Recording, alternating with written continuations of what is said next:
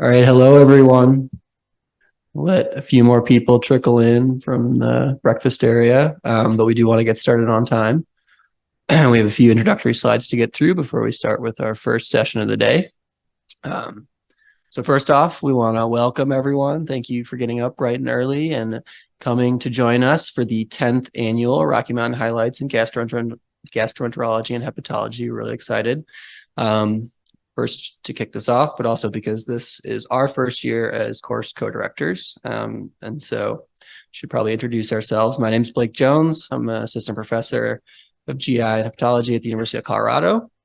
And then I'll let my partner here introduce himself as well. Just to echo Dr. Jones, thank you for being here. We know it's an early start, like Blake said, and there's plenty of coffee outside. I think I'm already on cup number 3 myself. So I'm Avash Kalra, one of the transplant hepatologists here, also an assistant professor of medicine. And like Blake said, this is our first year as course directors. We're really excited to be doing this and excited you all are here. I also want to thank folks that you may have met on your way in already. Lindsay Carter, Christy Click, and Matthew McLean have been instrumental in putting this together. We'll talk more about them later when we close the conference this afternoon. But thank you to them for organizing this. They're here to help all of us today, and you can see their faces there, although Matthew has a beard, and so you may just imagine a beard on that face, and that's Matthew if you see him. All right. And if you can, don't forget to engage with us on social media. As geriatric millennials up here had nothing to do with this, but thanks to our helpers below, we do have a hashtag RMH 2023. And if you're on Facebook, or I guess it's now called X, not Twitter anymore, feel free to tweet and engage with us. So in terms of the format today, there are going to be 4 sessions, and you have the agenda that you can either pull up online or it's printed out in your packets as well. So 4 sessions, and then each session will be followed by a panel discussion and Q&A where the panelists, or the speakers rather, from that session will sit up here and we'll do a question and answer at that point. All of you are encouraged to ask questions during that Q&A, and hopefully that can be an interactive session for all of us. We also want to remind you, please don't forget to visit the exhibit hall. We will thank our sponsors in further detail later this morning, but they really are an important part of this conference. We're really appreciative of their support and their being here today. We'd love for you to also interact with them and talk with them about their products and their involvement. So visit the exhibit hall for a chance to win one of 10 $100 gift cards. So you have a bingo card in your packet, and they each have stars. And if you visit, I think 10 of the 8, of the exhibitors, you can be qualified for that raffle that we'll do later today. 10 people will win the $100 gift card, and we'll announce those winners at the end of the course. Few housekeeping items. If you didn't already know, we do have free Wi-Fi here. You can see the name and then the network password and everything up there.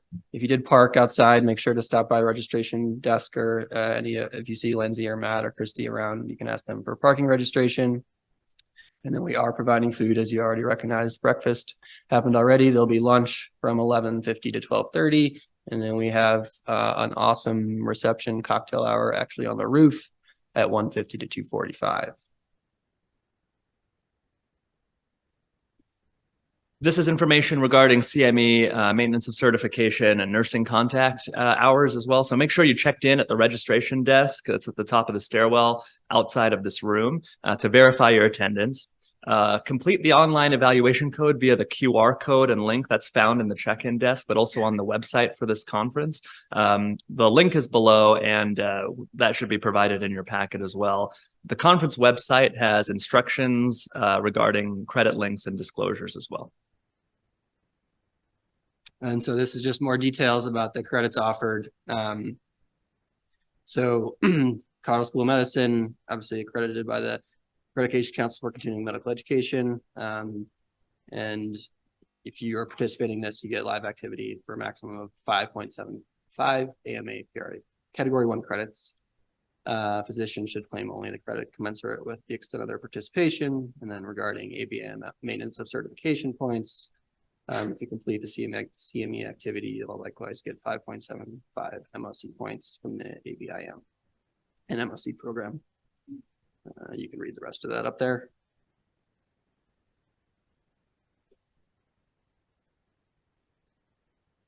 These are the disclosures of relevant financial relationships to learners. The speakers listed here on the left side of this table will mention these disclosures during their talks later today as well. And then again, more just about CME and MOC. You have the hashtag up, the QR code up there, and then the website as well to access the evaluation. That's where you can also claim your CME credit and MOC credit. It's available till Sunday, August 13th at 5 p.m. So you have over a week to complete it.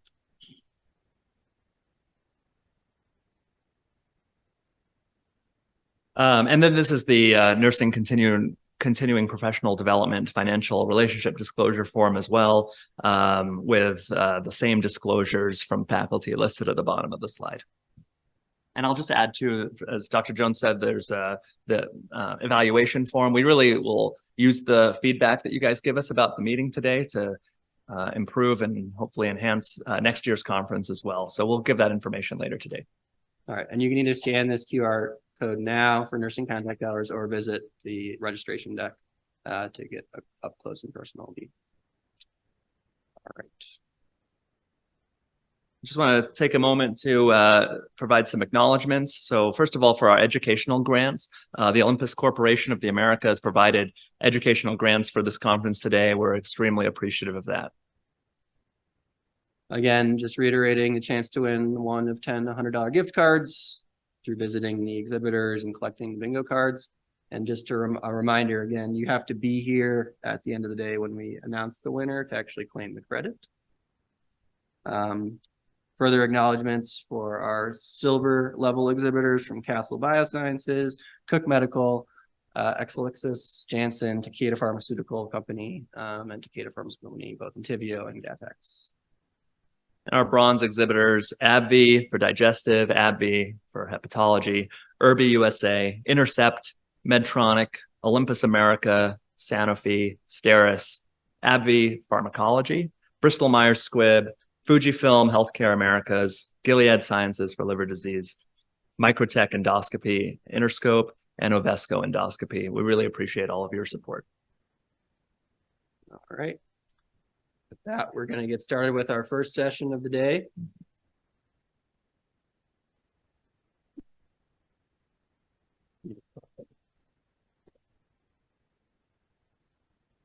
So I'm going to introduce Dr. Waseem Ahmed. He's assistant professor of medicine in the GI Hepatology Division.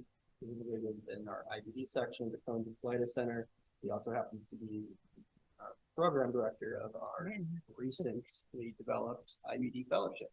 And he's going to be talking on new and emerging therapies for inflammatory bowel disease. Welcome, Waseem. Thank you. Do we have a laser pointer by chance? This guy? Yes, nice. Okay. All right. Well, good morning, everyone. Thanks for the speakers for having me today. I was going to just start off by saying, it's really sad to see that Twitter icon change to an X. As someone who's like really engaged on GI Twitter, it looks like a inappropriate app I just never want to click on anymore. But I'll digress. I'll be talking today about new and emerging therapies for inflammatory bowel disease. Have no relevant disclosures for today's talk. My learning objectives for today are to review the efficacy and safety of new therapies for moderate to severe IBD, to review the efficacy and safety of soon-to-be approved therapies for moderate to severe IBD. And if I have some time, I'm going to introduce some emerging novel therapies for moderate and severe IBD. Before I dive into that, this is just a nice figure kind of depicting the approval of various drugs for IBD over the past 70 years. As you can see, this is a very right-heavy figure. And we have a ton of new therapies which have been developed over the past decade, which we can offer to our patients. Now, this is a nice luxury for us to have for those of us who care for this patient population, but it also creates a lot of potential problems, including how do we position the right drug for our patient, and how do we deal with payers when we think about personalized medicine when some patients are mandated to have failed some drugs before they can even be considered for other options. So first, we'll be talking about new and upcoming therapies, and we'll do this based off of what's going on in therapies based off of their mechanism of action. And we'll start off first with JAK inhibitors. A little bit of context here, just as a reminder, JAK proteins act intracellularly through STAT proteins, and they typically act so in a dimerized fashion. When activated, they translocate into the nucleus and have effects on gene transcription. In doing so, this ultimately results in high cytokine production when activated. JAK inhibitors inhibit the activation of JAK proteins, and they do not allow for that interaction with STAT complexes. This in turn reduces gene transcription and results in inhibition of cytokine production. Now, there are 4 different JAK proteins, and as I mentioned, these typically act in a dimerized fashion. And so in doing so, when activated, they have different downstream effects, not only on the immune system, but also effects on erythropoiesis, myelopoiesis, and platelet production as well. And so for the purposes of IBD, you can imagine it's most important to activate a specific JAK complex that potentially will then mediate inflammatory properties. So first, we'll talk about upadacitinib for Crohn's disease. Now, most of us are aware of tofacitinib, which is a pan-JAK inhibitor, which has been approved already for ulcerative colitis for a number of years. Upadacitinib is a JAK1 selective inhibitor, which was originally approved for ulcerative colitis a little bit over a year ago, but more recently for Crohn's disease just over a month ago in late May. And this is actually our first new advanced therapy for Crohn's disease, which is a once-a-day pill, which is pretty exciting. This is a schematic of the phase 3 clinical trials program for upadacitinib for Crohn's disease. This consisted of 2 induction studies where patients were randomized to upadacitinib versus placebo. Patients who were responders to the drug or placebo were subsequently re-randomized to the maintenance arm of the study, where they were then dosed different doses of upadacitinib maintenance versus placebo. What were the outcomes of this study? Now, when you look at outcomes in clinical trials, particularly for IBD, it's important to not only appreciate the response and remission rates, but you have to do so in the context of the placebo arm. IBD trials classically always have very high placebo response rates. And that's a whole separate talk to itself. And so the importance here is not what the percentage of response is, but what is that difference relative to patients who are dosed placebo, or specifically kind of what I will refer to as the delta. With upadacitinib, for patients in the induction arm, you can see that there are significantly higher rates of response and remission in patients on therapy relative to placebo. One of the other important caveats to IBD clinical trials is how do you think about patients who've previously failed other therapies? And so no matter what patient you are seeing, if they've been exposed to 1 or 2 drugs, the likelihood that a 3rd or 4th agent is going to work is always going to be lower. So if you've previously been exposed to a biologic, your chances for success with the next drug are always lower. However, the hope is that that rate relative to placebo will still be maintained. And importantly, with upadacitinib, we see that where the efficacy rates do decrease in patients exposed to biologics on the right side of these figures, but that delta remains preserved at about 20 to 25%. Looking at the maintenance arm of these trials in the bottom portion of this slide, you can see a similar effect. And one of the interesting things to note is that patients on a higher dose of upadacitinib at 30 milligrams seem to have a delta of roughly 10% over patients on 15 milligrams daily. And so typically in our practice, in patients, particularly those with more severe disease who've been exposed to advanced therapies in the past, they're sticking on 30 milligrams maintenance dosing moving forward. Some of the just intriguing caveats to this study, which I think are important to take note of. So as most of us are aware, JAK inhibitors do have the potential to have rapidly effects in terms of clinical improvement in our patients. It's previously been demonstrated that a significant proportion of patients who receive upadacitinib for ulcerative colitis can have a clinical response within 1 day, which is pretty darn amazing. What about Crohn's disease, which is a totally different transmural beast? This is a post-hoc analysis from the phase 3 clinical trial program, which suggested that even within a week, a significant proportion of patients can achieve clinical response or even symptomatic remission. One of the other intriguing things from this trial is the thought that perhaps we can actually start treating perianal fistulizing Crohn's disease with upadacitinib as well too, which is a very complex process and which is very hard to treat for our patients in general. This is also a post-hoc subgroup analysis looking at patients who had perianal fistulizing disease in this clinical trial program who were treated with upadacitinib. As you can see, small numbers. This is a post-hoc analysis. The study was not powered to assess these patients, or specific outcomes were not designed to look at perianal fistulas. But regardless, in this small fraction of patients who received induction upadacitinib relative to placebo, you see significantly higher rates of fistula closure, resolution of drainage, and resolution of perianal fissures.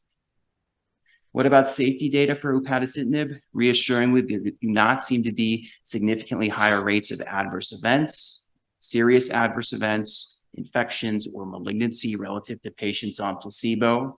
Some of the numerically higher rates that we do see here in terms of adverse events relative to patients on placebo include rates of zoster infection or shingles, cellular abnormalities, CK elevation, and LFT abnormalities. And so typically we are monitoring these in this patient population as well. I will mention one of the things that we do not see here listed, but we probably most commonly see as an adverse effect in our practice is symptomatic acne in patients, particularly on those who get the induction dosing. This typically gets better on the maintenance dosing in my practice that I've seen so far. Now we'll talk about IL-23 antagonists and what's going on in this space. So there are several different IL-23 antagonists which are currently in the IBD pipeline. Several of these therapies already have received approval for other immune-mediated conditions, particularly in the arthritic and rheumatologic space. More recently, we've had risankizumab, which has been approved for Crohn's disease a little over a year. And probably in the next few days to weeks, we'll actually see the approval of mirikizumab for ulcerative colitis as well. Now, these therapies are selective IL-23 antagonists, which is different than the IL-12/23 antagonists, which many of us are familiar with, ustekinumab. They offer only selective IL-23 antagonism. And why is this important? Well, in this family of cytokines, it appears that IL-23 actually is the driver of inflammation. And the hope is that by selectively antagonizing this pathway, it will have additive effects for our patients. And we've actually seen this in the dermatologic space, where IL-23 selective agents appear to be superior than ustekinumab. So first, we'll talk about mirikizumab for ulcerative colitis. This is a schematic of the phase 3 clinical trial program, which was recently published. This consisted of one induction study, the LUCENT-1 study, where patients were randomized to mirikizumab versus placebo.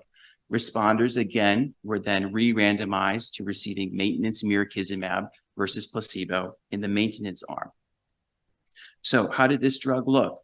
Well, it appears to be very promising, and I anticipate it's going to be approved very soon for ulcerative colitis. As we can see, in the induction arms, there were significantly higher rates of remission and response in patients who received the therapy over placebo.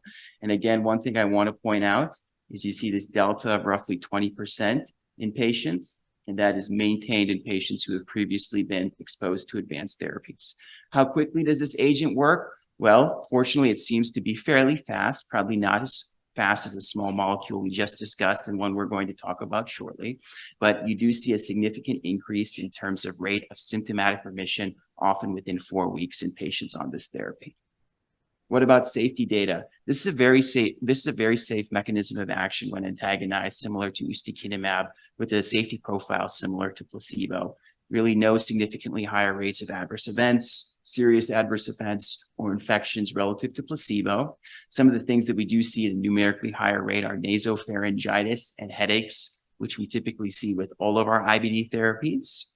And while the rates are very low, just to point out, there are a higher rate of patients having sensitivity reactions to the drug itself relative to placebo too. Next, we'll talk about S1P receptor modulators. So a little bit of context, this can be a little confusing, I find. I always have to review it again. The majority of our lymphocytes are not just circulating in our blood or activated. The majority of them are sequestered in our lymph nodes. The way that they are activated is by a gradient, which is established by sphingolipids, or S1P. S1P classically binds to S1P receptor modulators on certain lymphocytes, and when doing so, basically hones them to inflamed tissues where they have effects. S1P receptor modulators are a class of therapies that bind to the S1P receptor. When they do that, they internalize the receptor and they prevent basically the egress of lymphocytes from lymph nodes, which has resultant anti-inflammatory effects. Now, there are several different S1P receptor modulators. These are expressed in different concentrations in different cell types. And when activated, they have different downstream effects, often on immune-mediated function, but also things such as development of the cardiovascular and nervous system, and also on maintenance of the endothelial barrier. Now, ozanimod is an S1P receptor modulator we've had available for a couple of years for the treatment of ulcerative colitis, which was originally developed for multiple sclerosis. That is an S1P receptor modulator specifically of S1P1 and S1P5. We're going to next talk about etrasimod, which is an S1P receptor modulator of S1P1, 4, and 5, with the hope that by modulating S1P4, it will have additive immune-mediated effects. This is a schematic of the phase 3 clinical trial program for etrasimod for ulcerative colitis. This consisted of 2 studies, one induction trial, the Elevate UC12 trial, which was an induction-only study of patients receiving etrasimod versus placebo. The other study was the Elevate UC52 trial, which consisted of patients randomized to etrasimod versus placebo. A little bit different than the other trials I mentioned. This was a treat-through design trial where patients were not re-randomized to the drug or placebo in the maintenance arm. So if you were assigned a therapy, you stuck through it the entire time. How did this drug pan out? So this was actually a publication not too long ago, this past spring in Lancet, but similar to other therapies, we see a significantly higher rate of response and remission in the relevant primary and secondary outcomes with this drug relative to placebo, with a delta of roughly 20%. How quickly does it act? Well, it is a small molecule, and typically these act a little bit quicker, but it has been demonstrated that often patients have a significantly higher rate of symptomatic remission, often within 2 weeks. Now, one of the unique features of this study, which I wanted to briefly comment on, was that this clinical trial program actually allowed patients who had isolated proctitis to enroll in it. Now, this subcohort, this patient population, has classically been excluded from clinical trials for whatever reason, but they were allowed to be enrolled in this study. Small numbers, this was a subgroup analysis of this patient population, but it's nice to demonstrate that actually patients with isolated proctitis do respond to advanced therapies. This is a unique aspect of this clinical trial program, and it's something we hope to see in the future. It's very hard to sell patients who have isolated proctitis that they may need to be on injectables or IV therapies for the rest of their life. And so, the potential of a therapy as a once-a-day pill as a successful therapy for that is intriguing and exciting.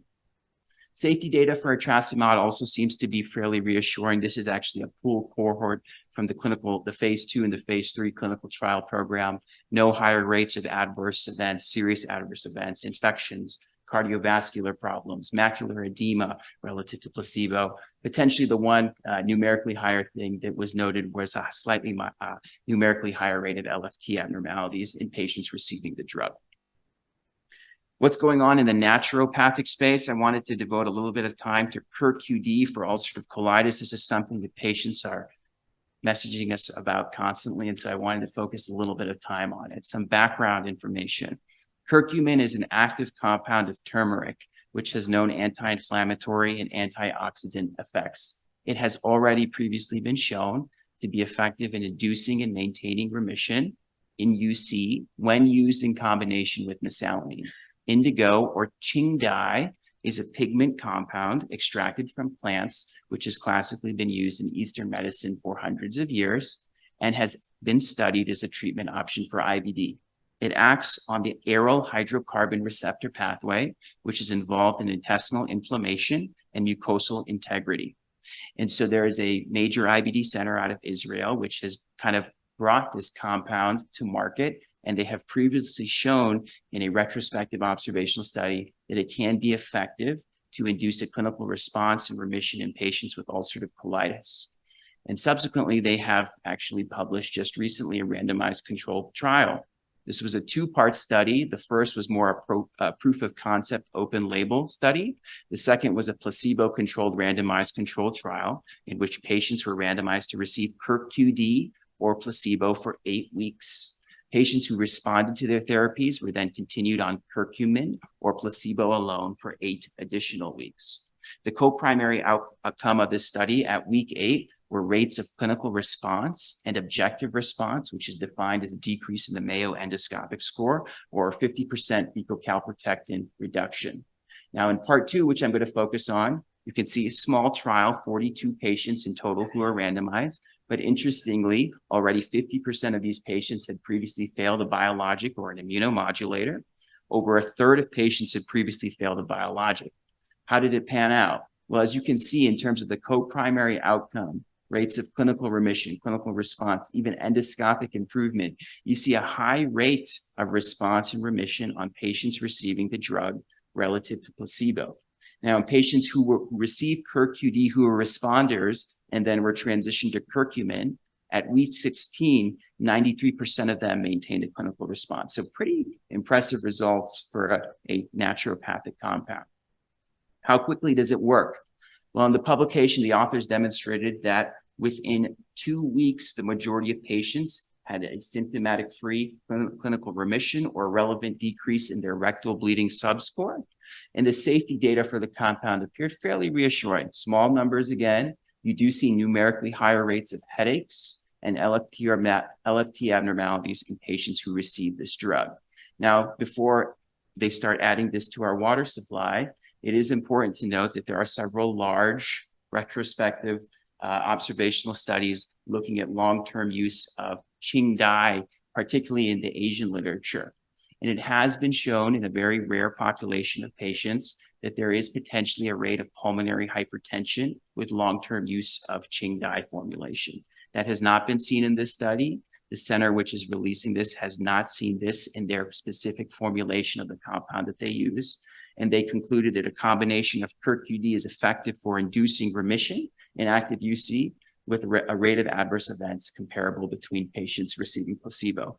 How do patients actually get this? So as I mentioned, this is a specific center in Israel, which is launching this drug. They have a direct-to-consumer proprietary website, as you can see down here. Patients essentially log into the site. Patients who have a diagnosis of ulcerative colitis, they input their symptoms and they are graded as having severe, moderate, mild disease, or potentially being in remission. Based off of their disease activity, they are then specifically given a 6-week regimen of this therapy, or 45 days in total, which consists of various 2-week regimens of KIRK-QD. These different regimens consist of different concentrations of curcumin relative to Qing dye. Now, Qing dye is thought to act primarily as the induction agent for this compound, whereas curcumin is the maintenance arm. And the assumption is, and the hope is, that if patients improve, they are then transitioned to a compound which is more curcumin predominant, which will hopefully keep them in remission. And this is given the concern for the long-term effects of Qing dye use. Very quickly, I think I got a couple minutes. I'm going to touch base on what I think are interesting and intriguing novel emerging pathways for therapy in IBD. I wanted to briefly touch base on TL1A. TL1A stands for TNF-like ligand 1A, which is a member of the TNF superfamily. It's expressed on several different inflammatory cells. And interestingly, mouse models have shown that when TL1A is activated, it can not only have pro-inflammatory, but pro-fibrotic effects as well. And so TL1A antibodies are potentially the first IBD therapies that not only target inflammation, but fibrosis as well. TL1A antibodies are being studied both for ulcerative colitis and Crohn's disease and are in phase 3 programs currently for both indications. This is one of these antibodies which is being investigated by Prometheus, and this is their data from their phase 2 study, which shows that in patients receiving the drug, there are much higher rates of remission and response relative to patients receiving placebo. Interestingly, in the Crohn's disease study, which was also positive, I just wanted to focus that the investigators were able to show that in diseased tissue, in patients who had the active Crohn's disease who received this drug, their fibrotic signature actually decreased after receiving the therapy, and furthermore, as did their percentage of activated fibroblasts in their diseased tissue. So pretty cool to see that potentially we have a novel therapy that will not only target inflammation, but also potentially fibrosis too. And lastly, I wanted to touch base on obefacimod for ulcerative colitis. This is also a novel compound in the small molecule space. This compound was actually originally designed as an antiviral therapy to treat HIV.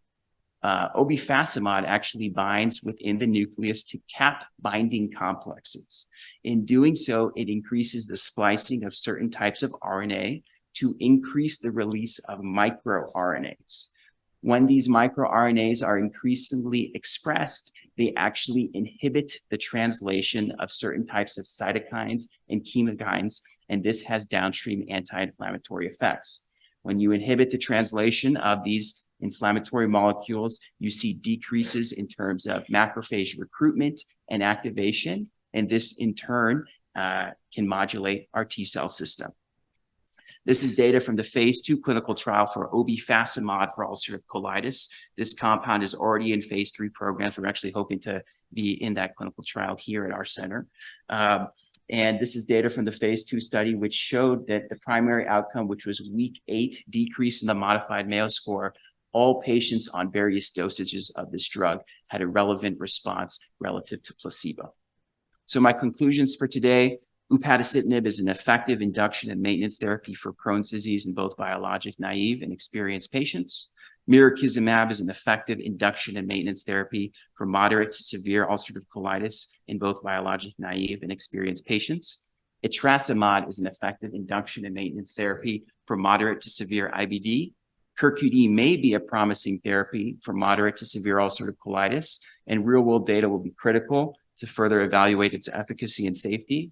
And finally, anti-TL1A therapies and obefacimod are potentially effective therapies for both ulcerative colitis and Crohn's with novel mechanisms of action. Their phase 3 clinical trial programs are ongoing. Thanks for your time.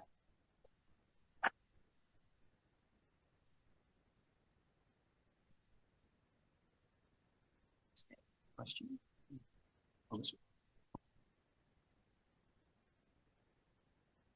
All right. Thank you, Dr. Ahmed, for that fantastic talk. Up next, we have Dr. Nipun Reddy, an associate professor of medicine in the Division of GI and Hepatology here at the University of Colorado, who will be giving his talk on updates and future actions in eosinophilic gastrointestinal disorders. And just remember, save your questions for the end, either write them down or memorize them, and we will have an opportunity during the panel discussion for each of our speakers to answer them.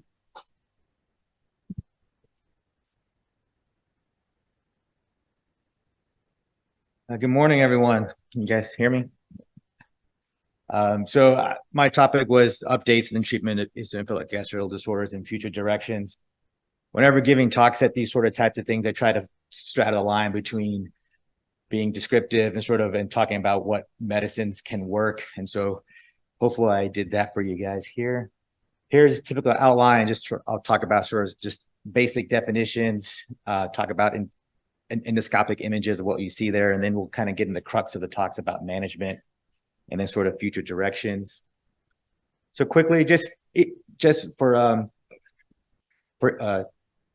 eosinophilic gastrointestinal disorders, or abbreviations EGIDS, it basically defines a chronic immune-mediated disorder characterized by a histological increase of eosinophil predominant tissue inflammation, and then clinically by gastrointestinal symptoms. There's sort of 3 types, or 4 if you include eosinophilic enteritis. The most common one that everyone really knows about is sort of EOE, or eosinophilic esophagitis. Less common is eosinophilic gastritis, my 10-year career as an academic GI, I probably have a handful of cases, maybe 5, and I've yet to see a case of eosinophilic colitis, so very rare in the literature. And so kind of thinking about associations with allergic disorders, typically our EOE can be seen with asthma, eczema, and then going down is less common with eosinophilic gastritis, and then not really associated with eosinophilic colitis. Sort of the allergic phenotype when you sort of have these sort of disorders for EOE is typically an IgE mediated response followed by a T cell. For EOG and EON is IgE, and then EOC is just a T cell response. The key thing to remember is I always get asked these questions, you can have peripheral blood eosinophilia associated with these diseases, but it's not always present. If you do have it, though, it can be a way to sort of mark sort of progress with treatment. So just talking about eosinophilic esophagitis real quickly. Typical people will complain of some heartburn, chest pain, a lot of dysphagia, food impaction or weight loss. Endoscopic features, you can have edema, linear furrowing, mucosal rings. We have this score that we actually use. It's called the EOE endoscopic reference score, which I'll go over in a second. Key thing is this diagnostic criteria, which is greater than 15 EOs per higher power field. One thing to know, this is sort of been an updated. We used to sort of have a diagnosis of PPI or GERD-related EOE in a sense, and that's sort of in the past we used to sort of have separate distal and mid, so we can kind of separate those two disease processes. Now we sort of all kind of lump them one together, so you don't necessarily need to sort of separate anymore. So this is sort of our when we're doing scopes of kind of what we're seeing. The key thing to look at is just sort of this is sort of what we worry about with people with EOE, kind of this trachelization of the esophagus. Seeing exudates can be problematic as well, and there's linear furrows. This sort of helps just grade sort of what people are initially, and then when you do a repeat endoscopy, it can allow you to see if there's any improvement. Usually when the biopsies, when you see this, you typically see eosinophilic inflammation. And the key thing is this immunostaining for this MCP. This ECP is just basically what the eosinophils, the catatonic protein that we kind of see on staining that sort of makes the presence that eosinophils are there. Key thing with EOE, you want to look at for any type of differential diagnosis. And then sort of once you rule those out, typically, you have your sort of diagnosis there. And the key thing with EOE, without any treatment, what you worry about is eventually you can get stenosis, some bleeding and then potentially perforation. For eosinophilic gastritis, so the key thing is looking at where you actually have the damage. If you have it in the mucosal form, you typically just have vomiting, abdominal pain, maybe some malabsorption. If you get in the muscularis, that's where you kind of get more obstructive patterns. And if you get into the serosal form, you actually get this eosinophil-rich ascites. Interesting that there's this endoscopic reference, gastritis reference that the group at UPenn came up with, which I didn't really know existed. And so it was kind of interesting to see like the sort of evolution of sort of this disease pattern. Key thing for here, and this is sort of very important, is actually you want to get targeted biopsies of both normal and abnormal appearing mucosa. You want large number of sample, 8 biopsies there. And the key thing is this number right here. And the reason this is important is, I've had pathologists just comment that their eosinophils present. Well, that doesn't really help us. So we sort of need to know a number because you can have eosinophils present and it doesn't necessarily mean anything. So you need this high power number.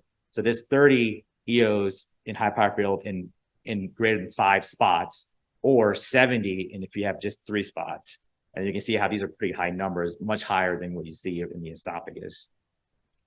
And so this is sort of what the group at UPenn came up with, and sort of how you sort of look at with a reference guide to eosinophilic gastritis. And these are sort of the pictures. You can see how you can get pretty, you can have erosion initially against the superficial ulceration, then you can get these deep ulcerations here. You can have some granularity here. And then you have some of these raised lesions here. It kind of makes you pretty suspicious for eosinophilic gastritis. Then the erythema can also be sort of pretty distinct. And then this thickened fold, this is sort of good examples of what thickened folds are. And this friability. So basically, anytime you touch the mucosa, you can have sort of spontaneous bleeding. Same thing with sort of EOE in a sense, you kind of get this eosinophilic inflammation. Key thing is you get blunt villi, which is sort of something you see with celiac disease, but then you wouldn't necessarily have this eosinophilic inflammation.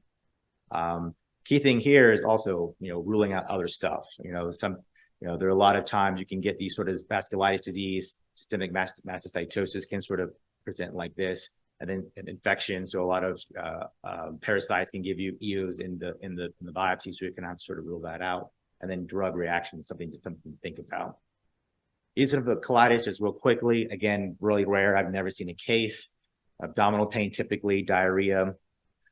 They can have endoscopic features, some erythema, some loss of vascularity, some lymphonodular hyperplasia. Again, this is very non-specific stuff. You kind of see this in a lot of stuff. So again, what's difficult to see. And here is, basically the kicker here is like having very high numbers of EOs in the biopsy to try and get this diagnosis.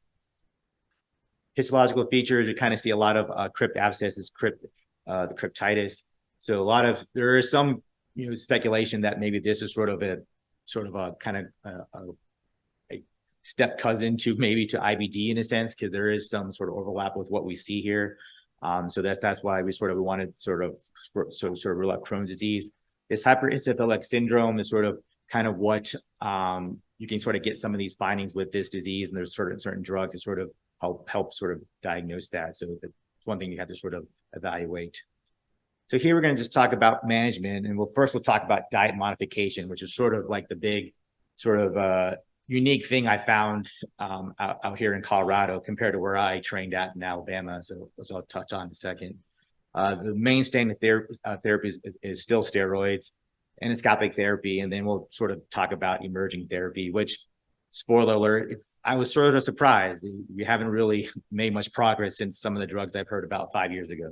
But anyways, so for EOE and diet modification, this is interesting. So this acronym IMPACTS, this is typically what we use for kids, but it's sort of something that makes sense. For a lot of my patients, it's a lifestyle change. You have to sort of get them to sort of think about, take smaller bites, chew slowly, to try to turn away pills. So it's something to sort of kind of get in the mind of when talking with your patients about just eating, not necessarily avoiding food. This is more just eating.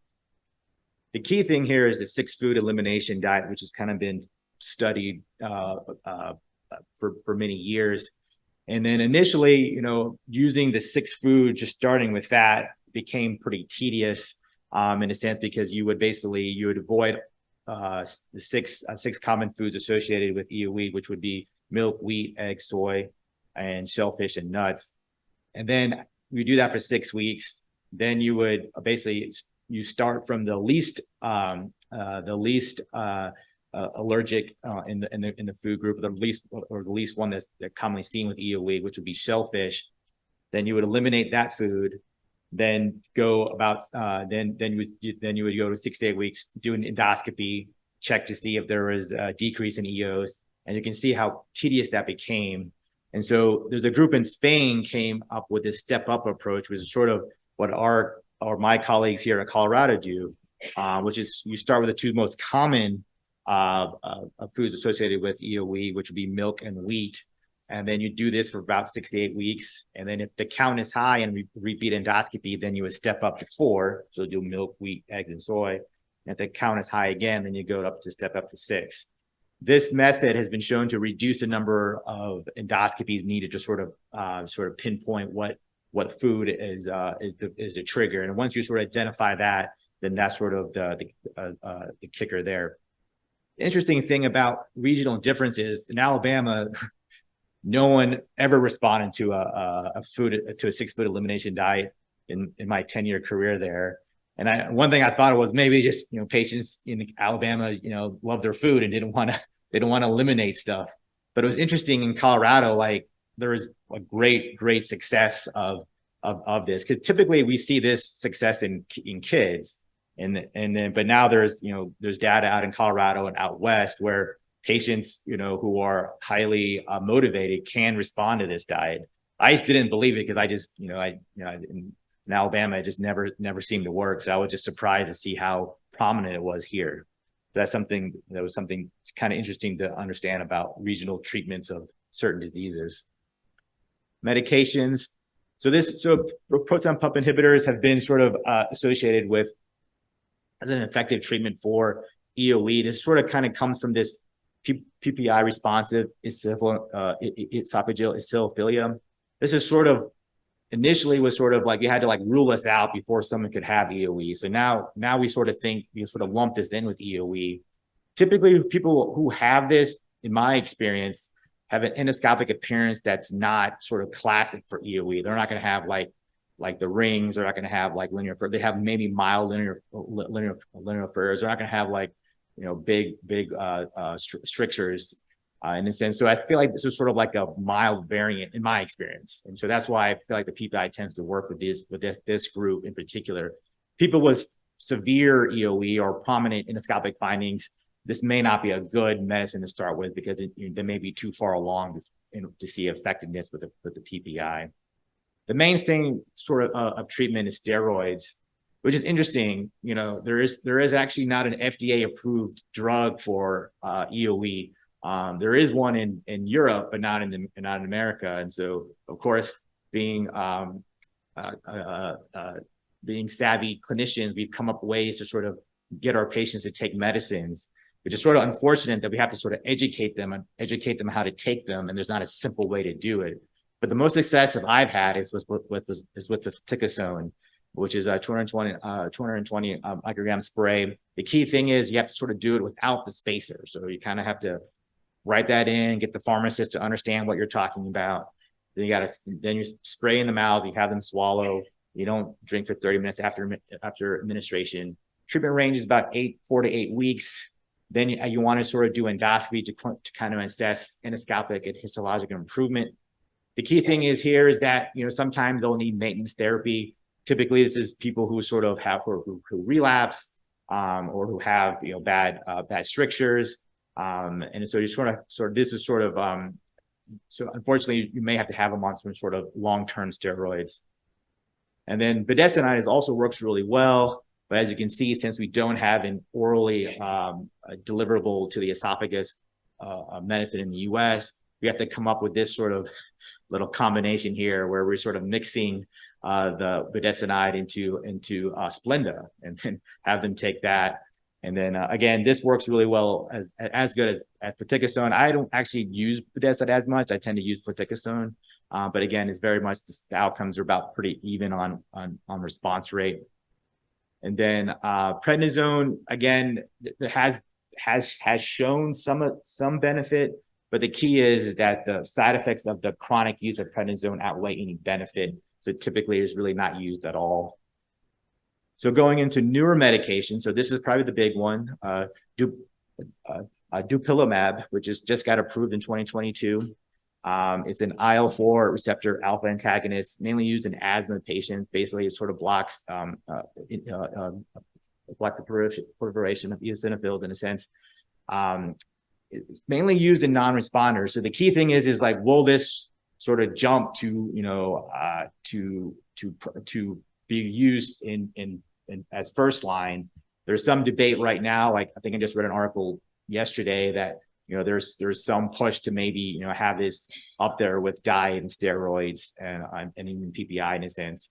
But right now, most of my colleagues and I called just a bunch of people out east and here to see what their sort of success rate is, and they tend to mainly use it for non-responders. The key thing is it's 300 milligrams weekly. So from a compliance perspective, because one of the biggest issues I have with my patients is that they may not want to take their fluticasone because it is daily, it's twice a day. There's some side effects with fluticasone. You can get candidiasis. If you have patients and typically EOE patients can be, they're young males who are notoriously bad at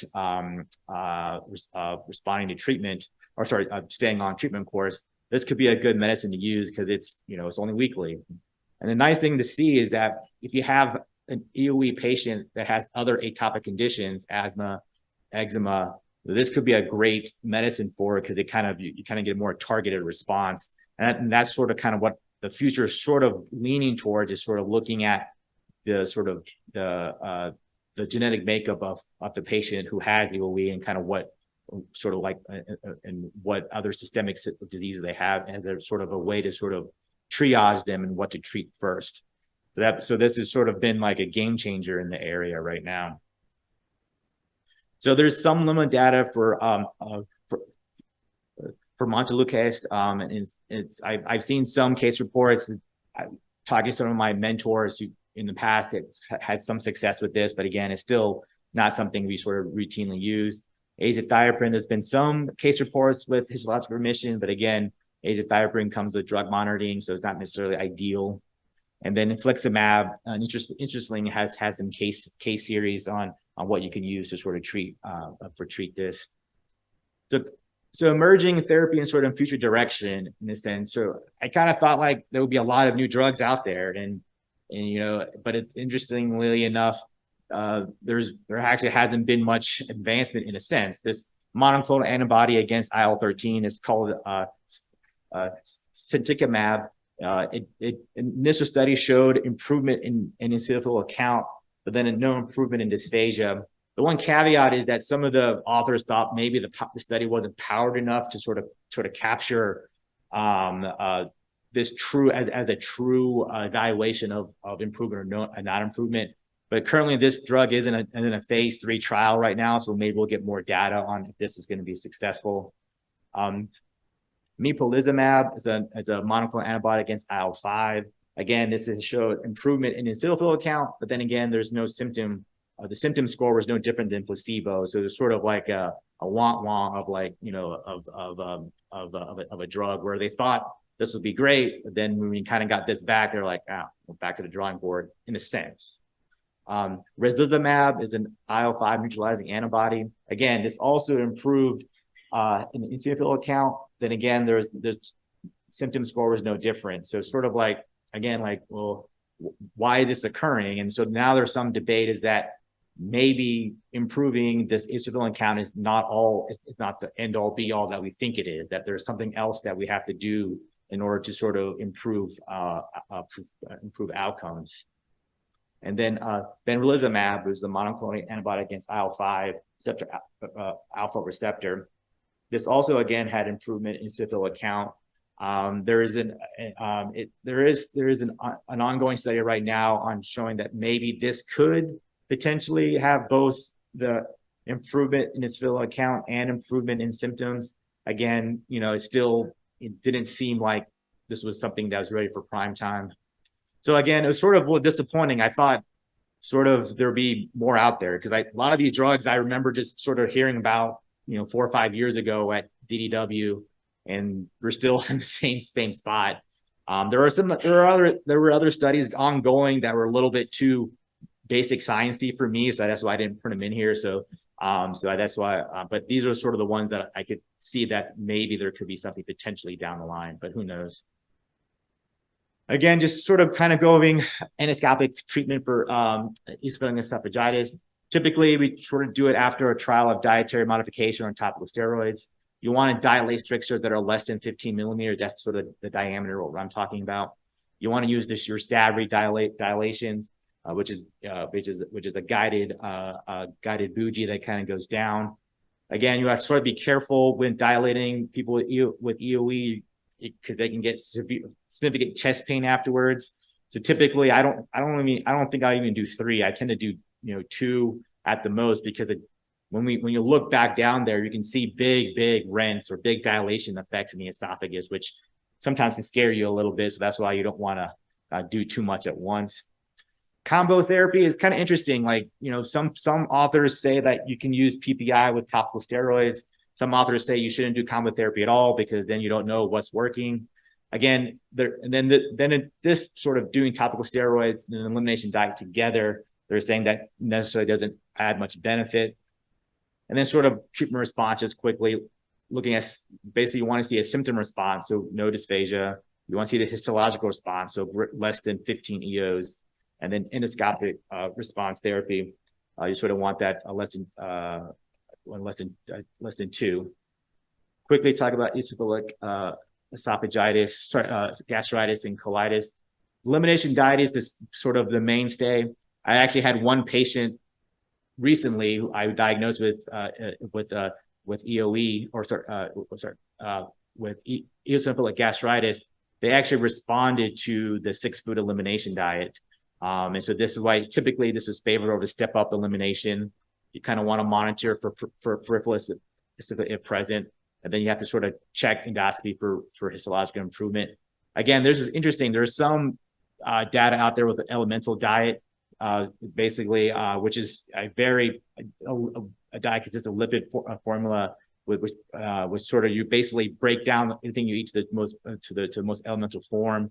There's actually one study where they had like 10 patients and they've been on this diet for 6 weeks and had 100% histological response.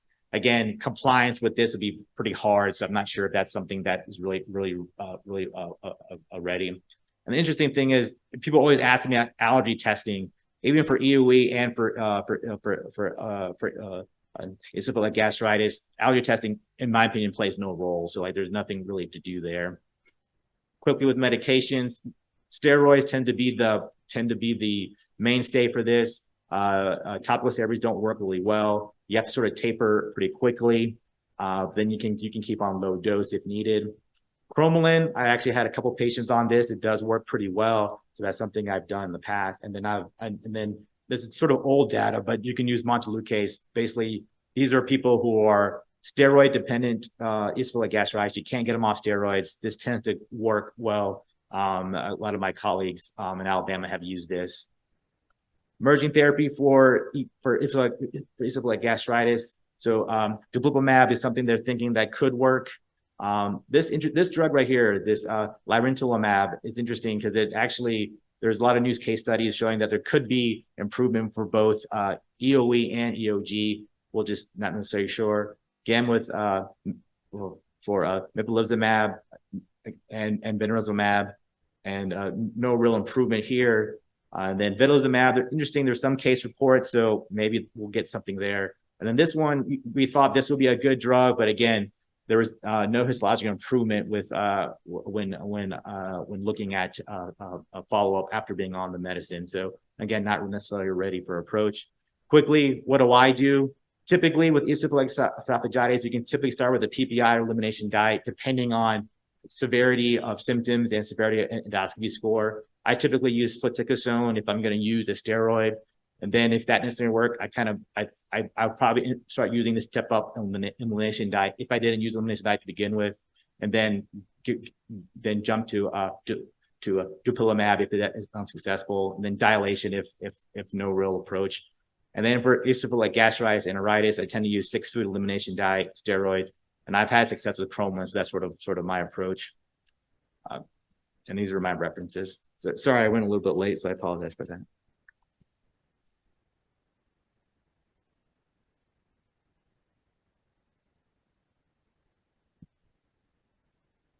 Right. Thank you so much, Dr. Reddy. We're going to close out session 1 with an excellent talk, something that we all get always excited about, from Dr. Amitha Prasad Gumidyala, one of our psychologists at the University of Colorado Department of GI.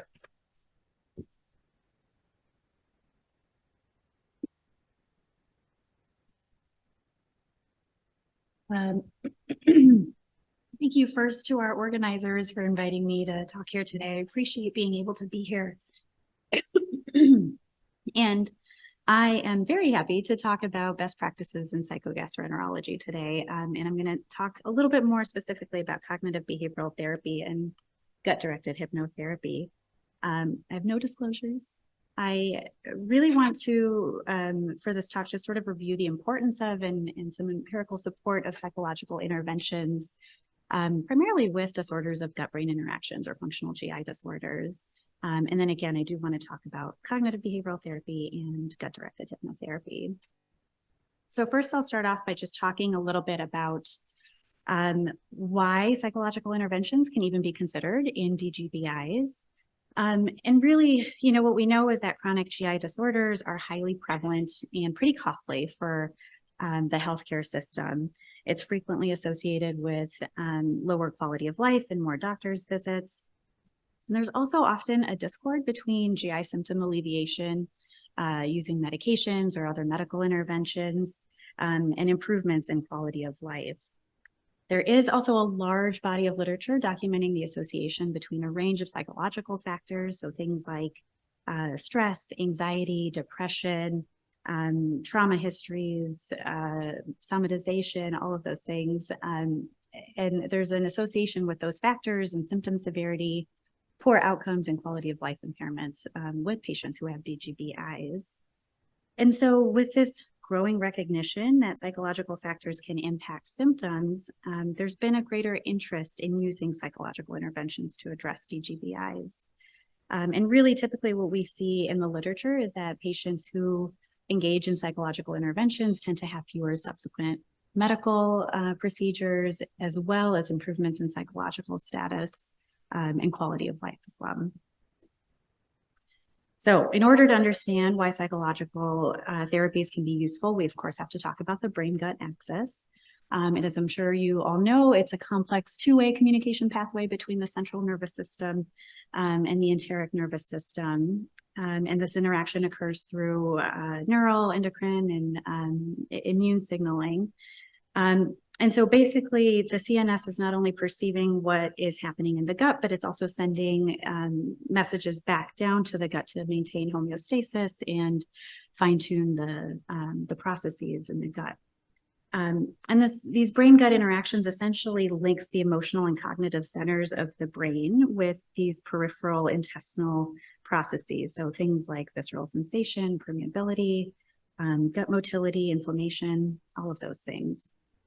But when there is disruption in that communication due to things like stress, for instance, the brain can misperceive sensations from the gut more strongly and start sending down inappropriate signals to the gut that can also disturb intestinal functioning in all of these ways here.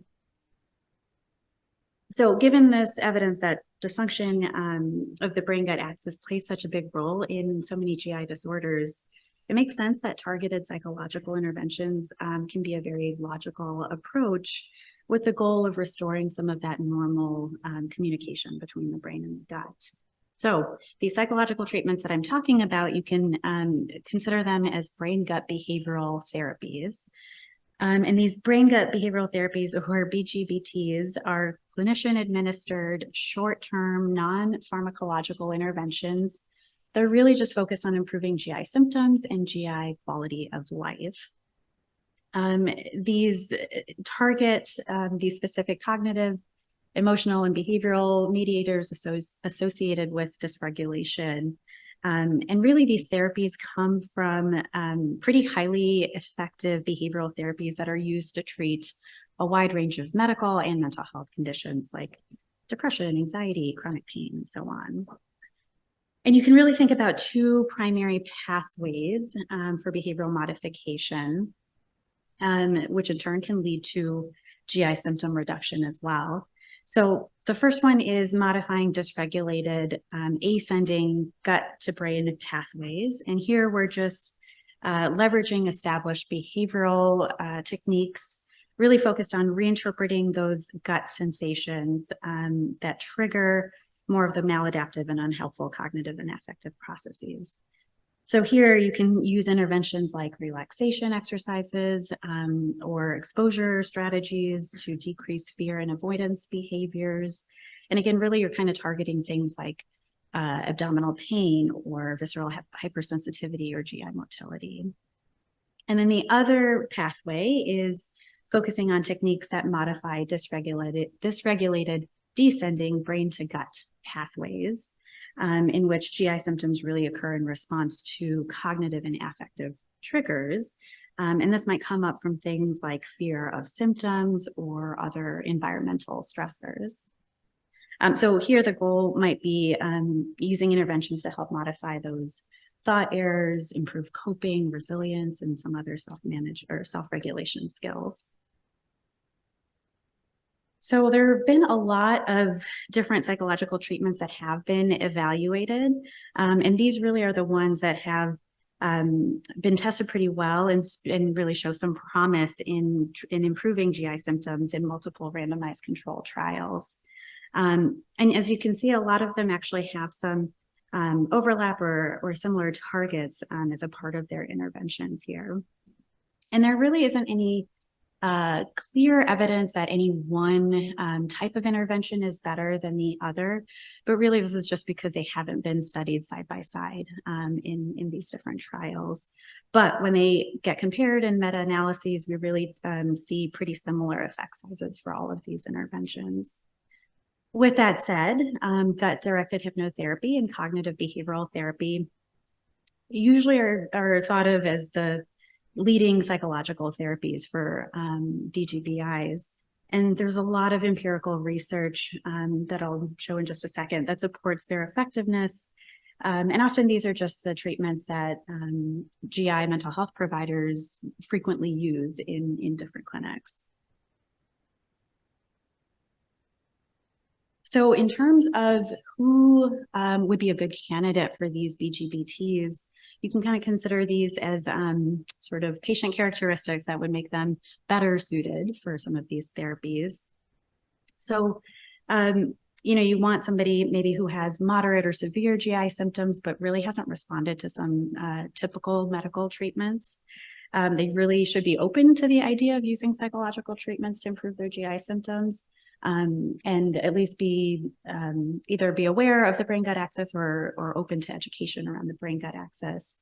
And oftentimes these patients who do well with these therapies can see the link between stress and their GI symptoms. And they do report that these GI symptoms interfere pretty significantly with their daily functioning as well. Another important piece is that they have been conclusively diagnosed with a GI disorder by a GI provider for which these therapies are actually useful. Really helps with buy-in and their understanding of why brain-gut behavioral therapies can be useful to help modify some of their symptoms and related distress. And then some other considerations are just that they don't have any untreated psychiatric conditions, any active psychotic disorders, things like that. And then they also have to be willing to make the commitment to therapy. So oftentimes these are patients who are seen for weekly or every other week appointments for about 2 to 3 months. And the expectation is that they complete some homework or practice in between sessions as well to really learn the skills and practice them regularly. So in terms of efficacy of these brain-gut behavioral therapies, one thing is that most of these have really been tested in conjunction with other medical therapies, so they're not really seen as alternative or standalone therapies. But nonetheless, there are many high-quality randomized control trials that support the use of brain-gut psychotherapies, specifically with GI CBT and gut-directed hypnotherapy.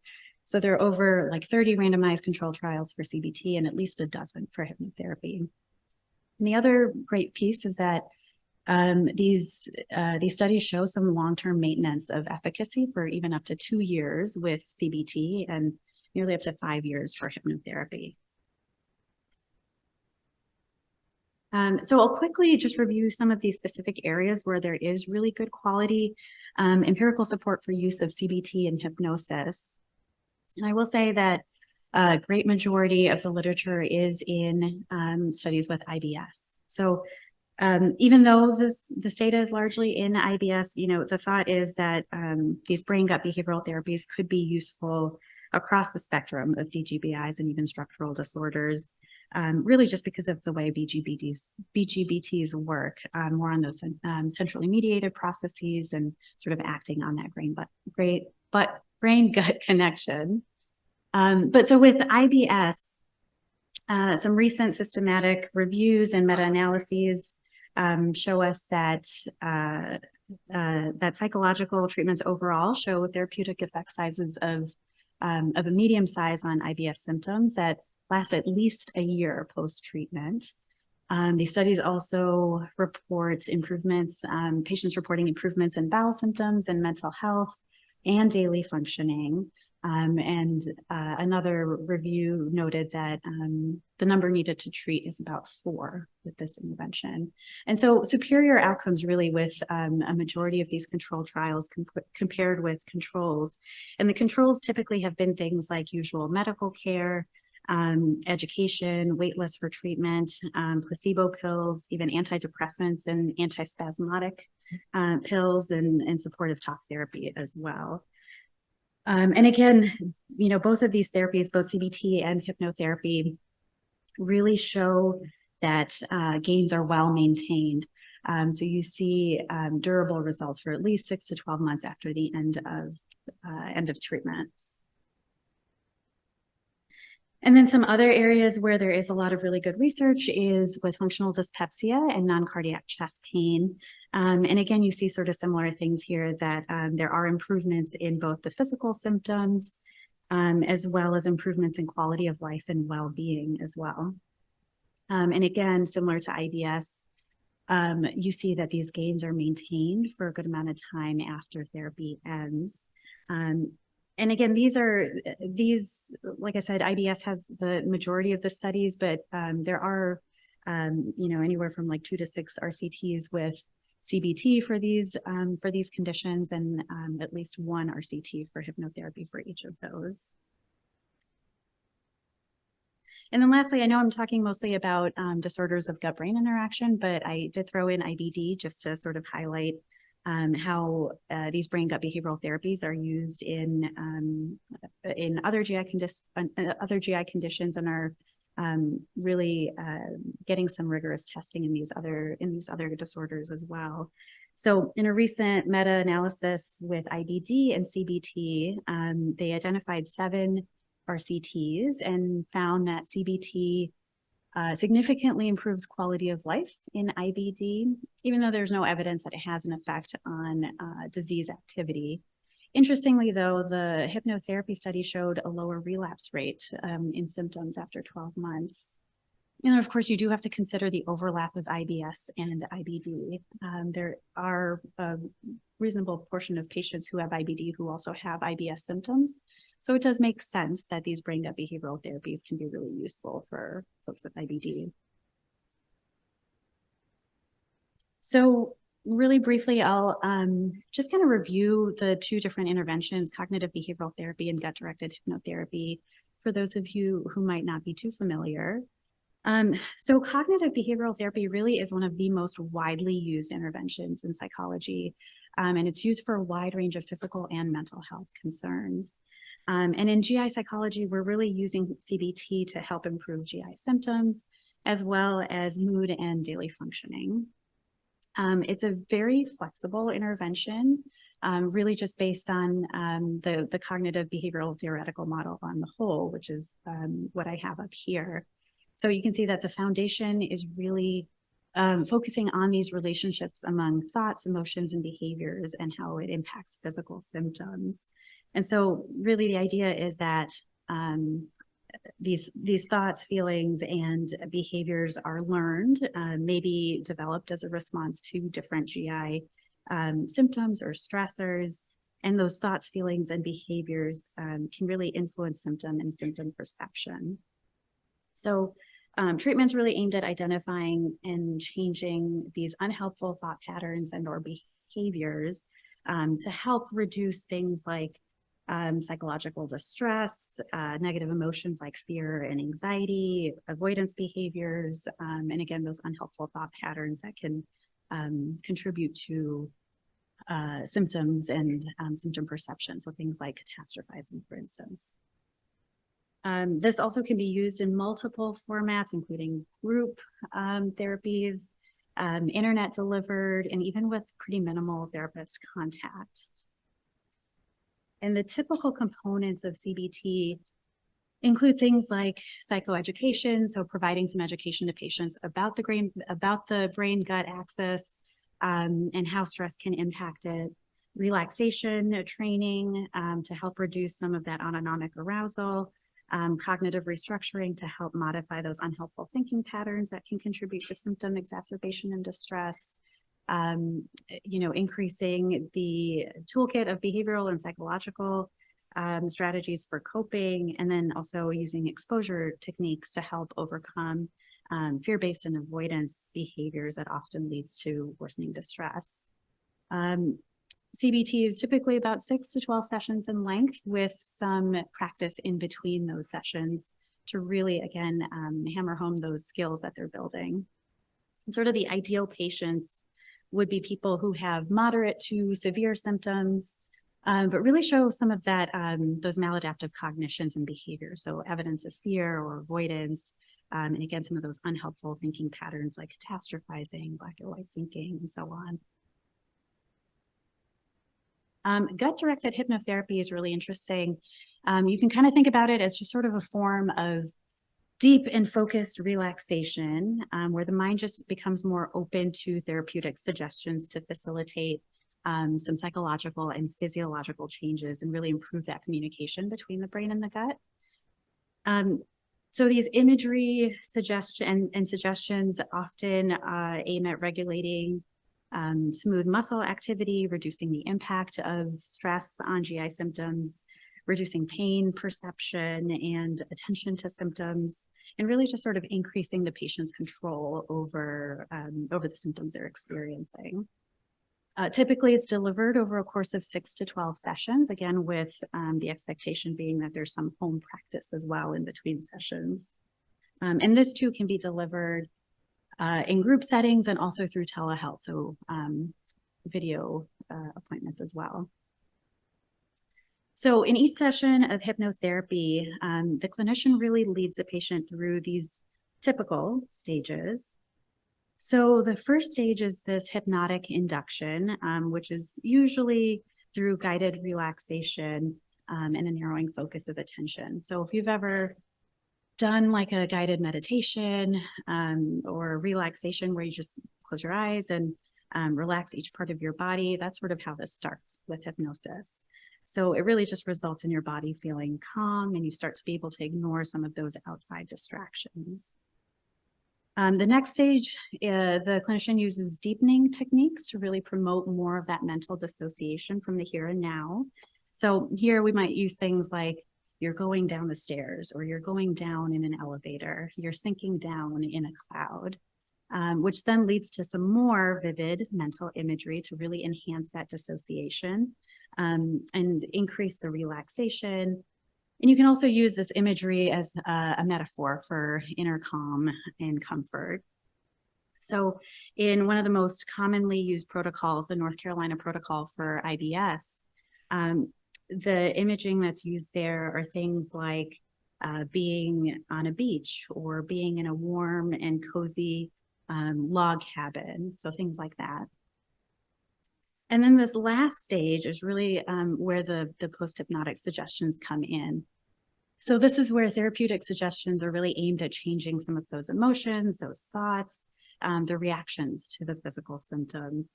So things like, the pain, the discomfort that they might be experiencing, normalizing some of the bowel activity that they experience, and really just sort of helping them increase their overall sense of well-being. So in this stage, you might hear a clinician say statements like, your intestines are becoming much less sensitive to pain and discomfort as a healthy, soothing wave of change spreads deep inside your body.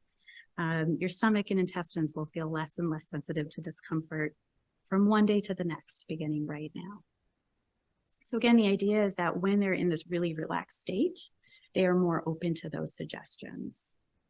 And then it finally ends with the clinician bringing the patient out of that hypnotic trance. And here, the sort of the ideal patients would be patients who have severe to refractory symptoms, high levels of somatization, but also no history of unresolved abuse or dissociative disorders. So really quickly, I'll just mention, I hope you're convinced that these are treatments that can be really useful for different GI disorders. But the bad news is that access can be a problem. There aren't a lot of GI psychologists. We're basically asking patients to complete a series of often individual appointments with really specialized mental health providers. And so we recognize that there are some practical obstacles preventing the sort of widespread use of GI psychology services. There's also cost limitations, lack of immediate care, integrated care, all of those things as well. So one thing I'll just mention is the use of digital technologies to help increase the availability of some of these services on a larger scale. I'm just going to skip to this one. I'm going to just throw this up here, but encourage you to kind of take a look if this is something that you're interested in incorporating in your practice as well. But these are some FDA, well, some of these are FDA cleared apps. And some of them are covered by insurance as well, but most of them are probably easier out of pocket. But these are some apps that are self-guided, evidence-based programs for delivering BGBTs. And so it's definitely a growing area of interest. And so if that's something, you know, if it's something to consider if you have patients who are really motivated to engage in some things on their own to help with their different GI conditions. And then really briefly, of course, you know, the advantages of these digital therapeutics is that it's a great option for people who are motivated, who may not have a lot of these other significant psychological comorbidities, but these are templated programs. It does require the patient to actually open up the app on their phone and use it. If they have complex mental health needs, they probably need more comprehensive care. And for a GI provider, it requires a little more solicitation on your part. So just checking in to see if these patients are actually using these apps and finding benefit from them. So basically, I hope what you learned is that brain gut behavioral therapies are empirically supported treatments, and CBT and gut-directed hypnotherapy are really two effective treatments that can improve both GI symptoms as well as psychological distress and quality of life.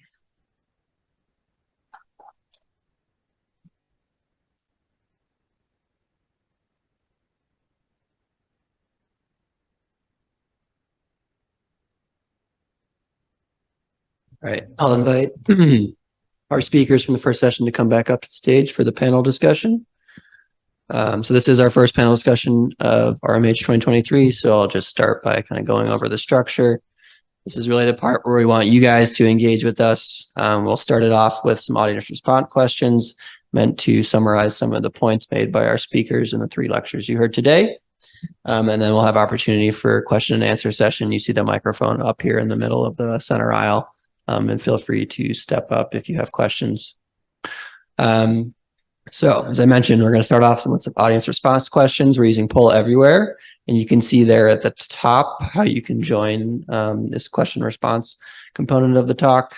So text CU Hep GI 222333, or you can scan the QR code up here on the screen if your phone will allow you to. So give you a second to get that.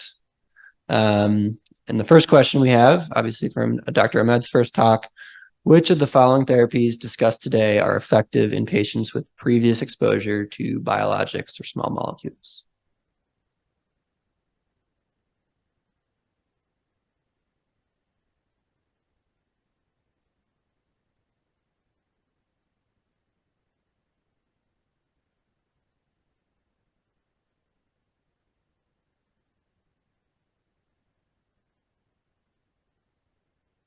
All right, and I'll let Dr. Ahmed weigh in on these responses here.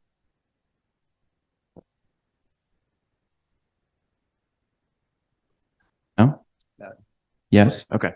Multifaceted question. Basically, all the answers are correct. But it's never that any subsequent therapy is not going to be effective in patients who've previously been exposed to advanced therapies. It's always the question of what's the likelihood, right? And so all these agents, all of our biologics are potentially effective in patients who have a previous exposure to other advanced therapies. But often we tend to go with certain agents relative to others. So typically, for the relevance of this question, probably upadacitinib has the highest response rates or remission rates in patients previously exposed to biologics. When you look at indirect based evidence, particularly in ulcerative colitis, mirikizumab definitely has a demonstrated effect as well. Etrasimod, a little bit more hesitant depending on what clinical trial program you looked at. We'll see how the real world data pans out, but basically likely is positive in some patients. KIRT-QD, small study, but at least 50% of their patients had previously failed advanced therapies, with a third having failed biologics, and they still had a signal there. So all these compounds are potentially effective in patients. It's just a matter of what's the chance and what are you more likely to prescribe given a patient's refractory disease state. Great, thank you. All right, moving on to the next question. A 24-year-old Caucasian male diagnosed with eosinophilic esophagitis is not responding to PPI, elimination diet, or topical steroids. He has a history of asthma and eczema. So what is the next best step in treatment?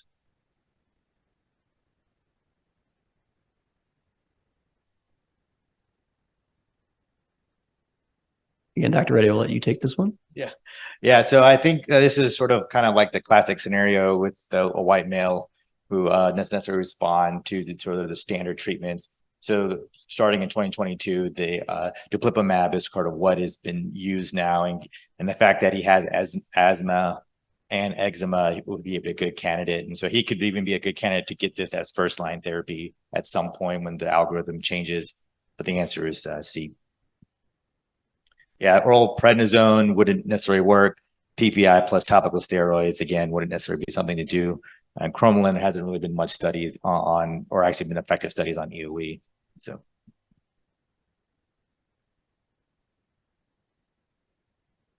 Sorry.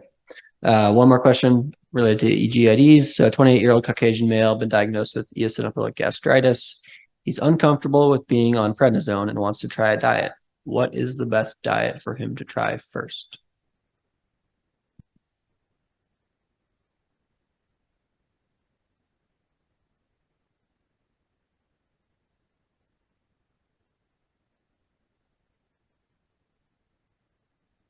Yeah, so sort of looked at this. So this is interesting. This is sort of a different sort of what the data shows. So actually the 6-food elimination diet is actually a little better for eosinophilic gastritis in the sense you kind of get a more robust response. So the step up approach hasn't really been shown to be effective in sort of this group. And so 6-food elimination diet is sort of what you would want to do for this patient. All right. And then which of the following concerns could be targeted using brain gut behavioral therapies?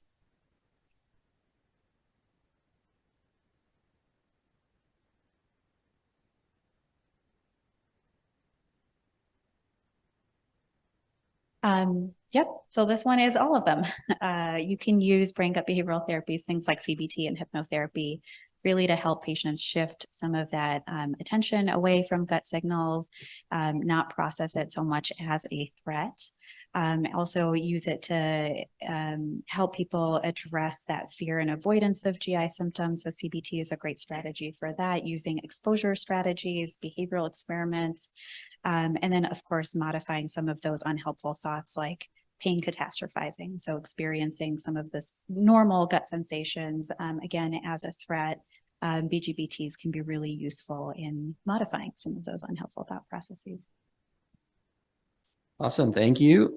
So with about 5 minutes we have left, if we have time for audience participation, if you have questions for any of our speakers, feel free to come up the microphone and ask them. And I can kick things off. So I have a question for you, Dr. Ahmed. You know, when I was a fellow, which was not long ago, you know, we had the anti-TNFs, which are kind of the mainstay of treatment. And then obviously ustekinumab and vedolizumab and some of the other ones were just starting to come on the market. Now, just a short 2.5 years later, it seems to be an explosion of options for our patients with IBD. Other than kind of as therapies for people who are not biologically naive, so for patients who are non-responders to the anti-TNFs or small molecule inhibitors, are you ever reaching for some of these newer therapies that you mentioned today, kind of in biologically naive patients? Yeah, it's a great question. You got to use it or you lose it, basically. So unless you start only use these drugs as last line agents, you're not going to have good success or ever really learn how to position them. So it's important, obviously, to pay attention to the literature. In all of these clinical trial programs, approximately half of the patients are bio-naive. And so It is, potentially attractive, particularly in young, healthy patients, especially because a lot of these therapies have very good safety profiles of maybe a once-a-day pill is totally fine, and I don't need to actually be on Remicade or infliximab for the rest of my life via infusion. So what I would say is often, yes, we do. There are some intricacies that we have to be aware of, particularly with the JAK inhibitors. There is a FDA black box label warning that says you have to fail TNF therapies first before you can consider them. It's kind of a stupid black box label warning, but we have to deal with it. There are some workarounds with it. But yeah, I use the S1P receptor modulators, the IL-23 antagonists, the workarounds to use JAK inhibitors first line all the time. Great. And then a question for you, Dr. Gumidyala. As I think you talked about, and as someone who practices general GI and sees lots of these patients, you're a very valuable and scarce resource. What are some of the, I guess, mispractices you identified most in terms of your referral populations from general GI providers that you want us to know about?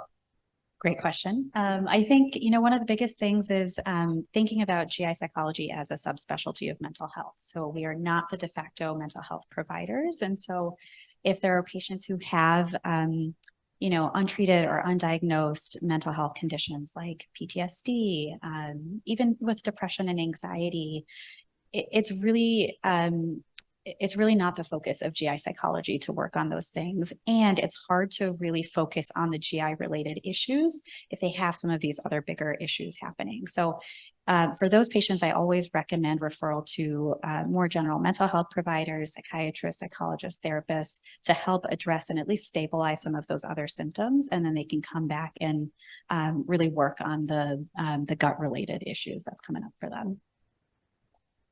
Awesome. So if there are no further audience questions, I'd say we can wrap up session one. I want to thank all of our speakers so much for developing and giving these talks.